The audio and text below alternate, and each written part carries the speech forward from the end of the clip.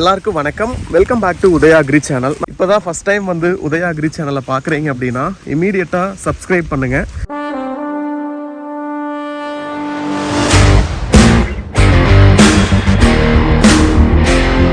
நம்ம இன்னைக்கு இந்த வீடியோவில் தென்னை மரத்துக்கு வேர் மூலமாக நுண்ணூட்டச்சத்து கொடுக்கறத பற்றி தான் பார்க்க போகிறோம். இன்றைக்கி நம்ம ஆளுங்க வேலை பார்த்துருக்காங்க. கிட்டத்தட்ட பார்த்தீங்கன்னா ஒரு 1100 மரத்துக்கு வந்துட்டு நுண்ணூட்டச்சத்து கொடுத்துட்ருக்குறோம். ஸோ அதோட பெனிஃபிட்ஸ் என்ன, எப்படி பண்ணுறாங்க, ஸோ என்ன மாதிரியான இது பண்ணிகிட்ருக்காங்கன்னு சொல்லிட்டு நம்ம இந்த வீடியோவில் முழுசாக பார்க்கலாம். வாங்க வீடியோக்குள்ளே போகலாம். தென்னை மரங்களுக்கு நுண்ணூட்டச்சத்து கொடுக்கறது ஒரு செக்மெண்ட். பூச்சிக்கொல்லி, பூஞ்சான கொல்லி, பிளான் க்ரோத் ரெகுலேட்டர்ஸ், பயிர் வளர்ச்சி ஊக்கியல் கொடுக்கறது இரண்டாவது செக்மெண்ட்டுங்க.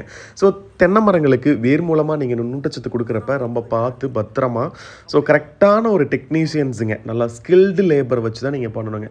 ஸோ ஏனோ தானன்னு பண்ணிங்கன்னா கண்டிப்பாக அது வந்து பிரச்சனையில் தான் போய் முடியுங்க. ஏன்னா root feeding is very important for coconut ட்ரீஸுங்க. ஸோ ஒரு நுண்ணூட்டச்சத்தை கொடுக்கறதுல ஒரு மிக முக்கியமான பங்கு வகிக்கிறது ரூட் ஃபீடிங்க. ஸோ ரூட் ஃபீடிங் கொடுத்தா நம்ம சாயில் அப்ளிகேஷனை குறைச்சிடலாமா அப்படின்னா கண்டிப்பாக கூடாதுங்க. ஸோ அடியுரம் அப்படிங்கிறது ஒரு ஃபவுண்டேஷன், ரூட் ஃபீடிங் அப்படிங்கிறது ஒரு சப்ளிமெண்ட்டுங்க. அது வந்து முழுமையான உரத்தீர்வுக்கு வந்து வேறு மூலமாக நுண்ணூட்டச்சத்து கொடுக்கறதுனால தீர்வு ஆகிருமா அப்படின்னா கண்டிப்பாக கிடையாதுங்க. ஸோ ஒரு பேரூட்டச்சத்துக்கள், இரண்டாம் நிலை ஊட்டச்சத்துக்கள், நுண்ணூட்டச்சத்துக்கள், மேக்ரோ நியூட்ரியன்ட் எல்லாமே கண்டிப்பாக வந்து உங்களுக்கு சாயில் அப்ளிகேஷனில் தேவைங்க. ஓகேங்களா? அப்போ தான் அந்த தென்னை மரம் நன்றாக வளரும், உங்களுக்கு தேவையான மகசூல் கொடுக்குங்க. அது இளநீர் மரமாக இருந்தாலுமே இல்லை தேங்காய்க்கு நீங்கள் பயன்படுத்தக்கூடிய நாட்டு மரமாக இருந்தாலுமே இதுதான் செக்மெண்ட்டுங்க. ஸோ ஒரு நாட்டு மரமாக இருந்துச்சுன்னா கண்டிப்பாக வருடத்திற்கு 2 முறை நீங்கள் உரம் கண்டிப்பாக கொடுத்தே கொடுக்கணும் சாயில் அப்ளிகேஷனுங்க. இதே ஒரு ஹைப்ரிட்டாக இருந்ததுன்னா இப்போ 3 month ஒன் செக்மெண்ட் பண்ணுறாங்க, 4 month ஒன்ஸும் கூட பண்ணுறாங்க. பட் 3 month ஒன்ஸ் வந்துட்டு அப்படிங்கிறது கண்டிப்பாக நல்ல ஒரு இதில் இருக்குங்க. ஸோ பாஸ்பரஸ் வந்துட்டு கரையிறதுக்கு ரொம்ப லேட் ஆகுங்க. மற்றபடி மற்ற உரமெல்லாம் கொஞ்சம் சீக்கிரமாக எடுத்து கொடுத்துருங்க. பட் ரூட் ஃபீடிங் அப்படிங்கிறது இப்போவும் சொல்கிறேங்க சப்ளிமெண்ட்டு தாங்க. அது வந்து அடியுரத்துக்கு ஆல்டர்னேட்டிவானா கண்டிப்பாக கிடையாதுங்க. ஸோ ஒரு குளுக்கோஸ் மாதிரி தான். இப்போ திடீர்னு நம்ம உடம்பு சரியில்லாமல் ஹாஸ்பிட்டல் போனோன்னா இமீடியட்டாக நம்ம பாடி டயர்ட் ஆகுது, டீஹைட்ரேட் ஆகுது அப்படிங்கிறப்ப என்ன பண்ணுறோன்னா குளுக்கோஸ் போடுறாங்க. ஸோ டேப்லெட் வந்து கண்டிப்பாக தேவை, நெசசரி எடுத்துக்கிறோம். அதே மாதிரி தான் ஸோ சாயில் அப்ளிகேஷனுங்கிறது ஒரு தென்னை மரங்களுக்கு ரொம்ப முக்கியங்க. குளுக்கோஸ் அப்படிங்கிறது மைக்ரோ நியூட்ரியன்ட்டுங்க. ஸோ பூச்சிக்கொல்லி மற்றும் பூஞ்சான கொல்லி மருந்துகள் வந்து நீங்கள் வந்து ரூட் ஃபீடிங்கில் பயன்படுத்துகிறப்ப கண்டிப்பாக வேளாண்மை ஆலோசகர்களுடைய அனுமதி இல்லாமல் பயன்படுத்தாதீங்க. ஓகேங்களா? இதனால் பல பிரச்சனைகள் வருங்க. பரிந்துரைக்கப்பட்ட மருந்து மட்டுமே கொடுக்கணுங்க.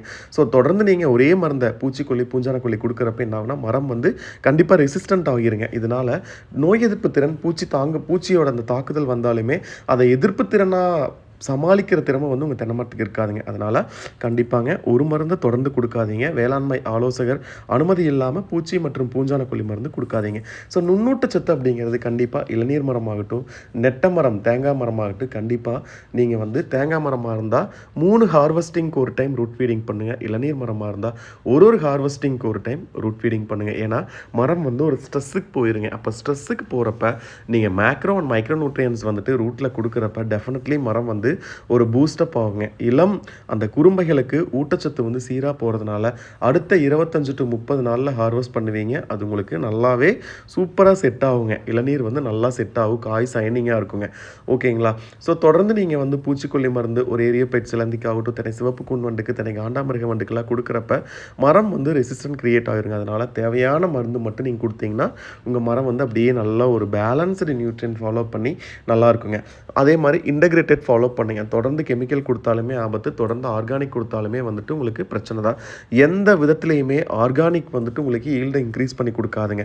ஸோ சாயில் டெவலப்மெண்ட்டுக்கு மட்டும்தாங்க. ஈல்டு இன்க்ரீஸ் பண்ணி கொடுக்கணுன்னா பிரைமரி, செகண்டரி, மைக்ரோ, மேக்ரோ இதுதான் வந்து உங்களுக்கு ரொம்ப ஒரு நியூட்ரியன்ட்டுங்க. ரொம்ப இம்பார்ட்டண்டான முக்கியமான ஊட்டச்சத்துக்கள்.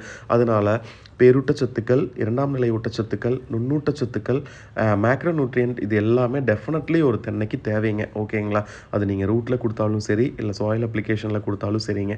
அதே மாதிரி கெமிக்கல் வந்து அடிக்கடி ரூட் ஃபீடிங் பண்ணாதீங்க. ஓகேங்களா? லைக் பூஞ்சான கொல்லி, பூச்சிக்கொல்லிங்க. பிஜிஆர்ஸ் என்னென்ன பிஜிஆர்ஸ் சார் யூஸ் பண்ணலாம் அப்படின்னா அசிட்டிக் ஆல்ஃபா நாப்தலிக் ஆசிட் கண்டிப்பாக நீங்கள் யூஸ் பண்ணுங்கள். இது வந்து பெண் பூக்களின் எண்ணிக்கையை அதிகரித்து ஹார்மோனை வந்து டெவலப் பண்ணுங்கள். காய்க்காத மரத்தை கூட காய்க்க வைக்குங்க.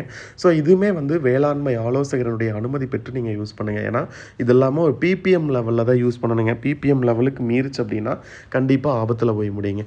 அதே மாதிரி ஜிப்ரலிக் ஆசிட் 0.03% வந்து கண்டிப்பாக நீங்கள் ஆட் பண்ணலாம். இதனால் மிகப்பெரிய ஒரு பலனே இருக்குதுங்க. இது எல்லாமே வேளாண்மை ஆலோசகரின் அனுமதி பெற்று நீங்கள் யூஸ் பண்ணுறது நல்லது. ஏன்னா ரெக்கமெண்டேஷன் அப்படிங்கிறது அவங்களுக்கு தான் தெரியும். ஸோ தொடர்ந்து நம்ம வந்து NAA ஆகட்டும், ஜிப்ரலிக் ஆசிட் ஆகட்டும் கொடுத்துட்டே இருக்கலாமானா கண்டிப்பாக கூடாதுங்க. ஸோ அதுவுமே கேப் இருக்குது. ஸோ நல்லா க்ரோத் நல்லா இருக்கிற மரத்துக்கு வந்து நம்ம லோ டோஸ் கொடுக்கணும்.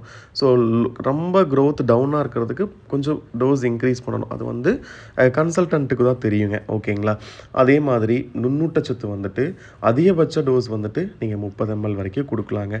ஸோ ஈக்குவல் அந்த 30 ml அப்படிங்கிறப்ப வாட்டர் பார்த்திங்கன்னா அதில் 3/4 பங்கு தண்ணி நல்லா சுத்தமான நல்ல தண்ணி கொடுக்கணும். உப்பு தண்ணி வச்சு ரூட் ஃபீடிங் பண்ணலாமானா கண்டிப்பாக பண்ணக்கூடாதுங்க.